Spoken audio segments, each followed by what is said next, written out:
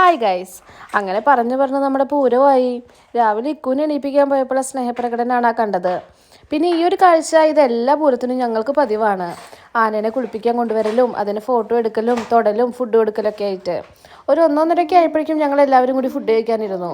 ഇപ്രാവശ്യം നാണസദ്യയാണ് പ്ലാൻ ചെയ്തിട്ടുണ്ടായിരുന്നത്. ചിക്കനും മീനും നമ്മൾ മേടിച്ചിട്ടുണ്ടായിരുന്നു. മീൻ വന്ന കാരണം കുറച്ച് ബീഫ് കൂടി മേടിച്ചു. അങ്ങനെ അതെല്ലാം കൂട്ടി ലാവിഷായി ഫുഡൊക്കെ കഴിച്ച് ഉച്ചയ്ക്ക് കുറച്ച് നേരം കടന്നു. നമ്മുടെ ക്ലബ്ബിൽ നിന്ന് പൂരം 4:30 പോകുന്നുണ്ടായിരുന്നത്. അപ്പോൾ ഒരു 4 മണി 4:15 ആയപ്പോഴേക്കും ഞങ്ങൾ എല്ലാവരും കൂടി റെഡി ആയിട്ട് ക്ലബ്ബിലേക്ക് പോവുകയാണ്. ഈ കാണുന്ന വയലറ്റ് ഡ്രസ്സാണ് ഇപ്രാവശ്യത്തെ ഞങ്ങളുടെ പൂരത്തിൻ്റെ ഡ്രസ് കോഡായിട്ട് വരണത്. ഞങ്ങൾ ക്ലബ്ബിലെത്തിയപ്പോഴേക്കും ഓൾറെഡി പൂരം സ്റ്റാർട്ട് ചെയ്തിട്ടുണ്ടായിരുന്നു. നമ്മുടെ അവിടെ നിന്ന് ഇപ്രാവശ്യം 3 ആനയും പഞ്ചവാദ്യമാണ് ഉണ്ടായിരുന്നത്. ഒരു രക്ഷയുണ്ടായിരുന്നില്ല, അടിപൊളി പ്രോഗ്രാം ആയിരുന്നു. പൂരം സ്റ്റാർട്ട് ചെയ്തതുപോലെ തന്നെ ഇക്കോവിൻ്റെ ടോയ്സ് വാങ്ങാനും സ്റ്റാർട്ട് ചെയ്തിട്ടുണ്ട്. നോക്കാം.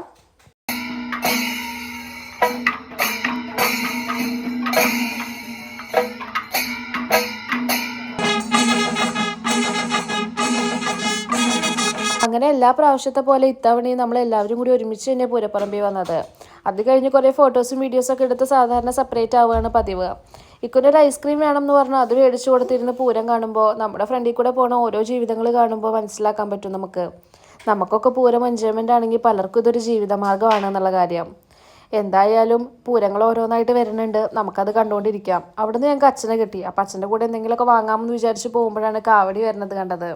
സത്യം പറഞ്ഞാൽ ഈ കാവടിയും കടലും പൂരവും ആനയും ഇതൊന്നും എത്ര കണ്ടാലും മതിയാവും എന്ന് എനിക്ക് തോന്നണില്ല. അങ്ങനെ അടിപൊളി ഒരു വെടിക്കെട്ടും കഴിഞ്ഞിട്ടാണ് പൂരപ്പറമ്പിൽ നിന്ന് പോകുന്നത്. കഴിഞ്ഞിട്ടില്ല, പൂരവിശേഷങ്ങൾ ഇനിയുണ്ട്. എന്തായാലും ഇങ്ങനൊരു പൂരത്തിന് വേണ്ടിയിട്ടുള്ള കാത്തിരിപ്പാണ് ഇനി അടുത്ത കൊല്ലല്ലേ ഉള്ളൂ.